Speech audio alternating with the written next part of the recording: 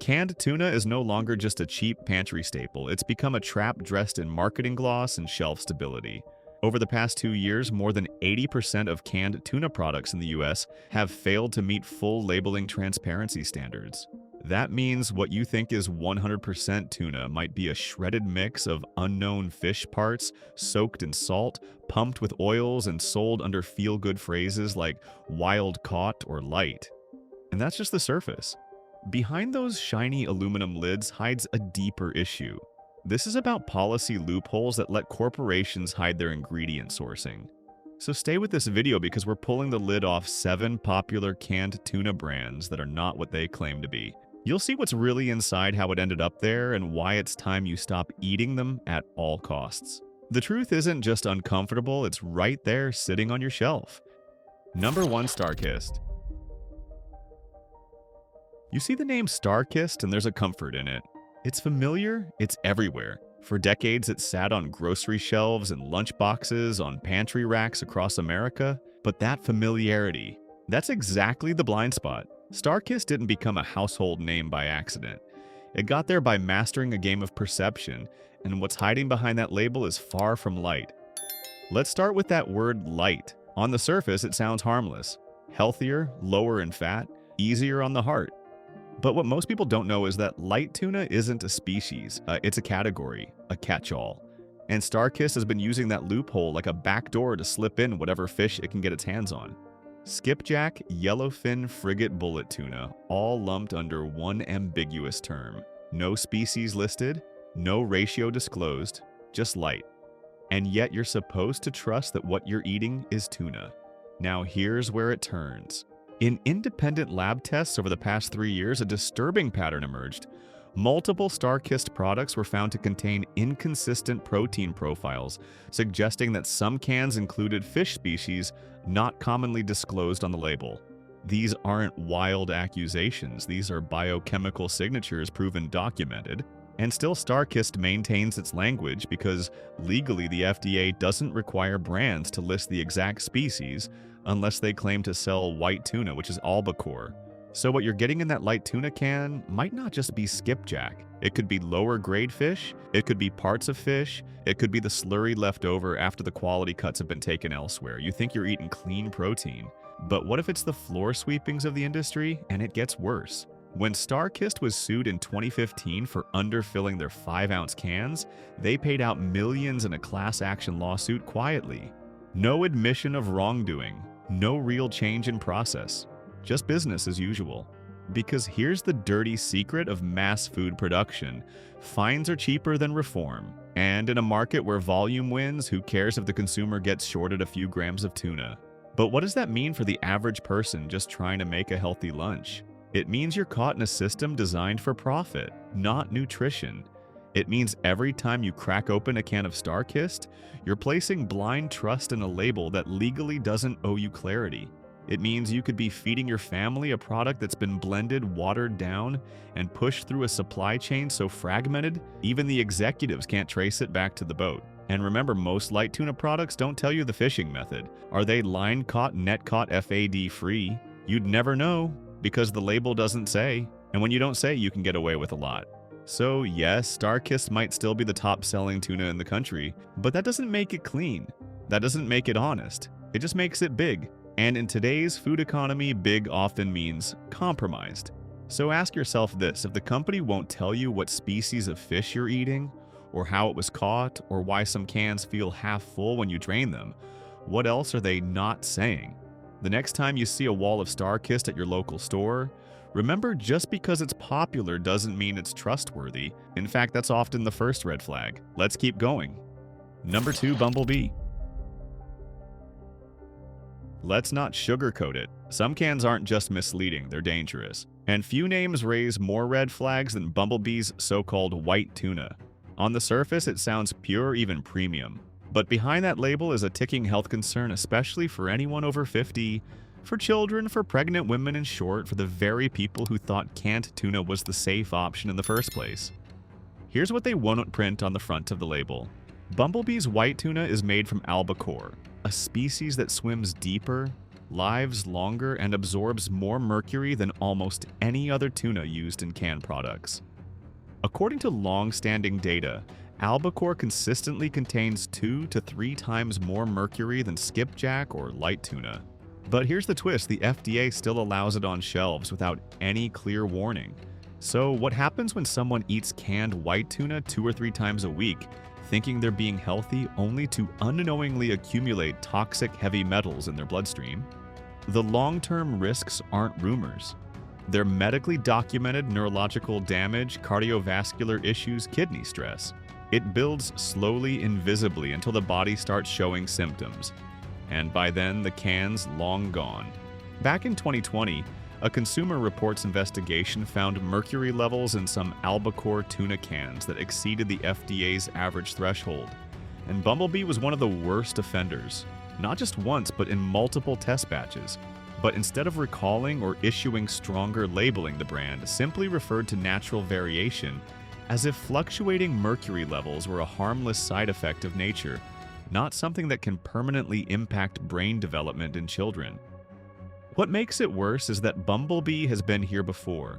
In 2017, the company's former CEO was sentenced to over 3 years in prison for price fixing.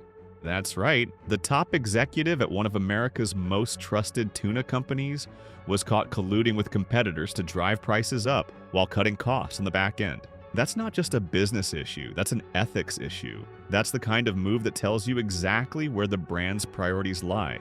Let's be clear, Bumblebee isn't some small operation struggling to survive. It's owned by a massive conglomerate with international holdings, offshore processing facilities, and a supply chain so vast, so fragmented, the traceability of each can is nearly impossible to confirm. You think your can came from one fish caught in one ocean. Think again. That fish might have been frozen, shipped, thawed, blended, and sealed across 3 different countries before landing in your lunch. Now consider this albacore is more expensive to catch. So what incentive does a profit-driven company have to stick with quality sourcing when most consumers don't know the difference?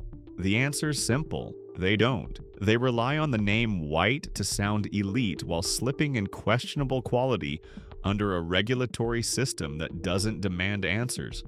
So the next time you see a Bumblebee can and think, it's the healthier choice, think about what you're not being told. Think about the mercury you don't taste, the fines they paid, the CEO they lost, the silence on the label. It's not just fish. It's a system that gambles on your trust bets, on your ignorance, and banks on the fact that you won't read the fine print. You deserve better. But first, you need to know better. Let's keep going. We're far from done. Number 3, chicken of the sea. Let's get this out of the way first. If you've got a can of chicken of the sea sitting in your pantry right now, don't throw it out. But do flip it over, look closely, read every word, because what you find or what you don't find might be more telling than you ever expected. Here's the problem. Chicken of the Sea has built its brand on trust, on nostalgia, on the illusion of consistency. But peel back that label and what you're looking at isn't just tuna. It's a case study in how food giants play a quiet game of misdirection, legally, systematically, and at your expense.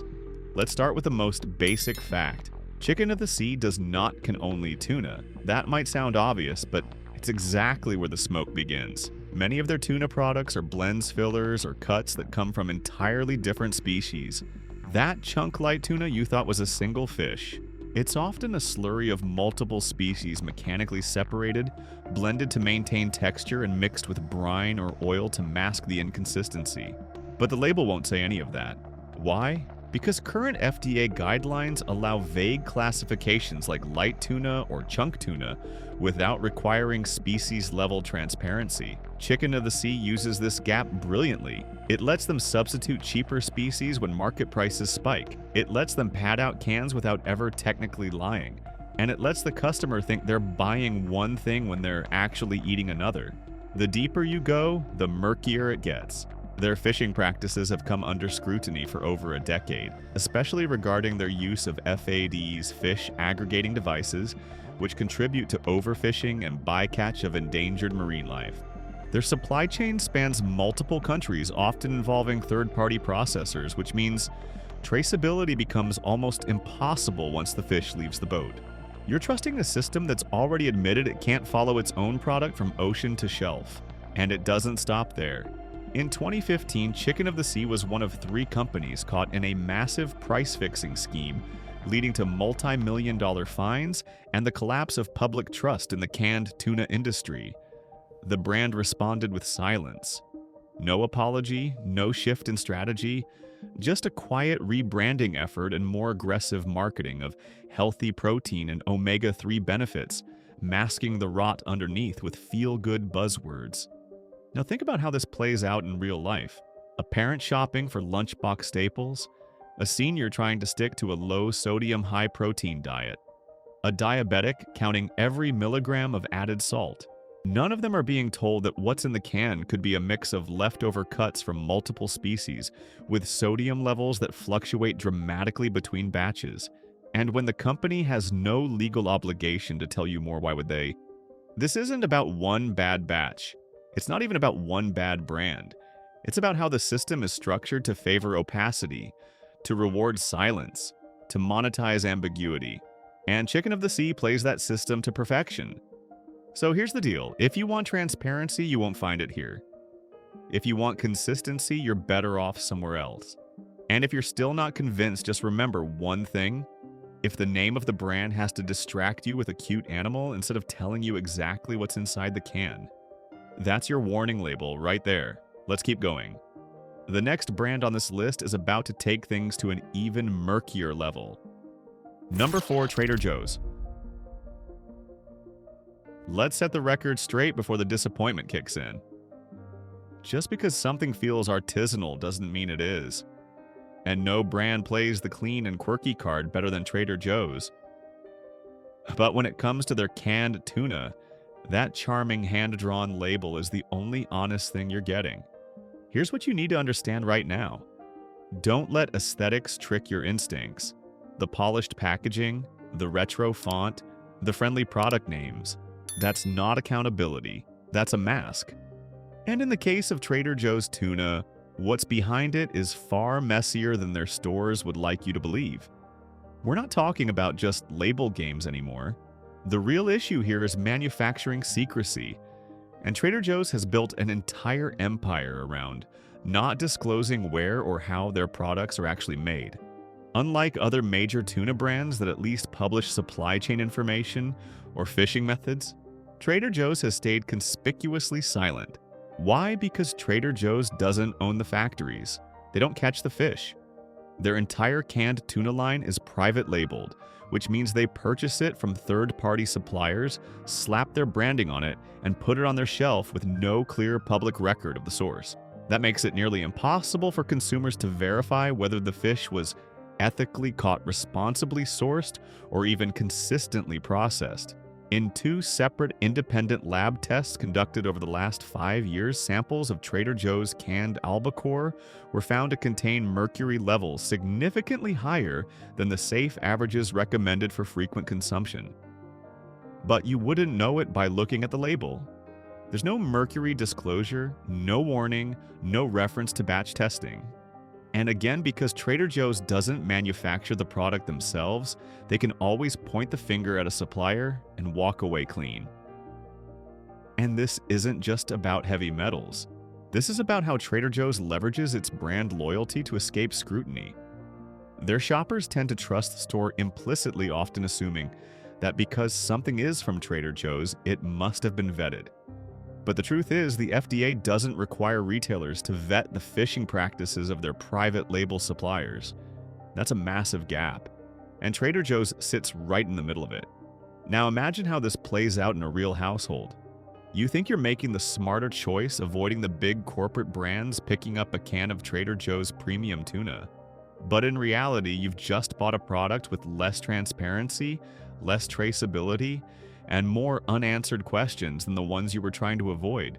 And here's the final blow the packaging claims. No artificial ingredients, yet multiple consumer watchdogs have flagged inconsistencies between batches, including discoloration, odd texture, and a suspicious metallic aftertaste that suggests poor canning conditions or cross-contamination. Again, the response from Trader Joe's: nothing. No public statement, no recall, just more packaging updates and cheerful store signs, pushing value and quality. So if you've been trusting Trader Joe's tuna because the branding feels local and friendly, it's time to stop. What you're actually buying is a product sourced in the shadows, processed by an unknown third party, and wrapped in marketing that hides more than it reveals. If you truly care about what goes on your plate, transparency has to come before taste. And Trader Joe's hasn't earned that trust, not with tuna and not with silence. Let's move forward. The next name on this list may not have charm, but what it lacks in polish, it makes up for in something far worse. Number 5, Van Camp's. You can smell it before you even open it. That thick metallic tang clinging to the air the moment you crack the lid. It's not nostalgia. It's not home cooking. It's what happens when a product hasn't evolved in decades, but the world around it has, and your body pays the price. Van Camp's is a name burned into grocery shelves across America, a brand people grew up with, a staple in low-income pantries, RV cupboards, and retirement kitchens. It's cheap, familiar, and dependable. But that dependability comes at a cost that far too many shoppers are only just beginning to recognize. Let's cut to the chase. Van Camp's tuna has one of the lowest consumer trust ratings among canned seafood products in the country. Repeatedly flagged in blind taste tests for odd texture, dull color, and inconsistent quality, it often comes with a side of confusion or worse, suspicion. And if you've read the comments from people who have eaten it recently, that suspicion becomes something closer to alarm. One viewer described it as gritty, sour, and gray. Another said it looked like cat food and smelled like metal polish. And perhaps the most haunting one yet, I opened the can, and it was bubbling. That's not a flavor profile, that's a warning sign. What's going on here? A lot. For starters, Van Camp's relies heavily on large-scale contract canning, meaning much of their tuna is processed in bulk facilities overseas, where oversight is minimal and profit margins drive every decision. Tuna cuts that would be rejected by higher-end brands are ground brined and shipped under the Van Camp's label, often with just enough salt and oil to mask whatever's going wrong underneath. And it gets murkier. In multiple state-level lab tests, Van Camp's tuna showed traces of unidentified protein residues, likely from cross-contamination with other fish species during processing. That means not only are you not getting pure tuna, but you could be ingesting allergenic proteins you were never warned about. Worse still, unlike major national brands that occasionally publish sourcing statements or participate in third-party sustainability audits, Van Camp's stays almost completely silent. No traceability, no accountability. Just an aging brand clinging to familiarity while cutting costs wherever possible. And the impact of that silence hits hardest where it always does, in the homes of seniors' families using food stamps, people with chronic conditions who are told tuna is a heart-healthy option. For them, this isn't just food. It's a nutritional plan, a lifeline on a fixed income. And when a product this cheap starts quietly slipping in lower-grade fillers, excess sodium, or poorly stored protein, the fallout shows up at the doctor's office, not the grocery aisle. This is more than a quality control issue, it's a system-wide failure. Regulatory loopholes let outdated brands like Van Camp's bypass modern transparency standards simply because they've been around long enough to avoid scrutiny. And when these companies target economically vulnerable communities, they're not just selling food, they're selling risk. So know that bitter aftertaste wasn't your imagination. That gritty texture wasn't a bad batch. That strange off-color layer floating in oil wasn't normal. It was the real face of Van Camp's tuna, a product out of time, out of standards, and out of excuses. We're not here to point fingers. We're here to protect you from the products that won't protect themselves. And what's inside these cans deserves a second look before it ends up on your plate again. Let's keep going. Because the next brand, it pretends to be premium, but it's hiding something deeper. Number 6, Geneva. Glossy label. Mediterranean font, a splash of golden olive oil. That's all it takes for Geneva to make you feel like you're buying something a cut above the rest. But when the packaging does all the heavy lifting, the contents inside often tell a far less elegant story. Geneva markets itself as a premium tuna brand, the kind you reach for when you're done with cheap lunchbox cans and ready to upgrade your pantry. But here's the reality. That upgrade might be more about branding than actual quality. For starters, Geneva is owned by Bumblebee. Yes, that Bumblebee. The one with the decades-long record of price-fixing labor violations and product mislabeling scandals that helped torpedo public trust in canned tuna in the first place. So let's call this what it is, a premium facade built on a foundation that's already cracked. But branding can't fix biology. Geneva's signature product is yellowfin tuna and olive oil. Sounds luxurious, right? Except multiple independent lab tests have flagged irregularities in Geneva's fatty acid profiles, suggesting the oil in some batches is not pure olive oil as labeled, but a blend. That raises huge concerns for those with dietary restrictions or allergies, and even bigger concerns about how honest the brand is being about what they put in each can. It gets worse. While Geneva claims to source responsibly, their traceability reporting is vague at best.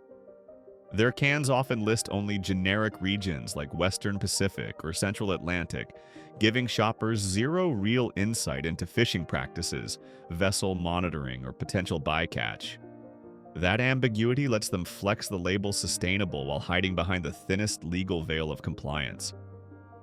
Even the tuna itself has come under fire.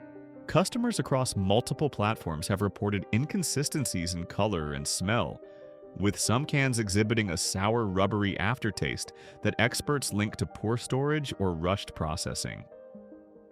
When challenged, Geneva's parent company has offered little more than PR spin about product variation, not accountability, not answers. And let's not forget the price. Geneva cans routinely sell for double or even triple the price of standard brands. That price tag primes you to expect quality. But what you're actually buying is a boutique version of the same industrial process, one dressed up with better design and a few carefully chosen words. The risk here isn't just financial, it's psychological. Because Geneva taps into a very specific consumer desire to believe that paying more equals eating better. That illusion is powerful, it disarms scrutiny, and it keeps customers pouring their trust and their money into a product that hasn't earned it. So the next time you reach for that sleek little can and think you're making a smart, health-conscious choice, ask yourself this when the parent company can't be trusted, when the label hides more than it reveals, and when the ingredients don't match the promise. What exactly are you paying for? Let's keep moving. The final brand on this list has managed to stay quiet until now. Number 7, John West. It's always the quiet ones that slip through. John West doesn't scream from the shelves. It doesn't flood your feed with marketing buzzwords or throw patriotic taglines in your face. Instead, it sits there quietly respectable, familiar, global. But underneath that clean reputation lies one of the most controversial track records in the canned tuna world. And very few people in the US even realize it. John West has been caught in scandals across 3 continents. In the United Kingdom, it was exposed for misleading sustainability claims. In Australia, it was slammed for dodgy supply chain disclosures. And in Southeast Asia, the brand has been repeatedly linked to suppliers flagged for unethical labor practices. Yet somehow its name continues to glide under the radar here. Let's break this down. While the brand once pledged full traceability by 2016, by 2023, more than half of their tuna cans failed to meet even basic transparency benchmarks. Some were completely untraceable. Others listed catch areas that didn't match industry records. This isn't just clerical sloppiness. This is system-wide concealment. Even worse, multiple investigative reports have tied John West to suppliers using unregulated long-line fishing, a practice notorious for bycatch waste species depletion, and in some documented cases, crew mistreatment on vessels operating under flags of convenience. In plain terms, cheap labor, cheap fish, dirty hands. Now here's where it gets personal, because while John West is seen as a foreign brand, its products are quietly distributed across U.S. specialty and discount grocers. That means a "can you pick up?" thinking it's a rare European import might be a recycled export from a rejected global batch. No oversight, no accountability, just quietly folded into American distribution channels that are already overwhelmed by under-regulated imports. And the flavor consumers have reported inconsistencies ranging from sour oil and overcooked meat to plastic-like texture. One batch was even found to contain elevated histamine levels, raising health concerns for people with sensitivities or compromised immune systems.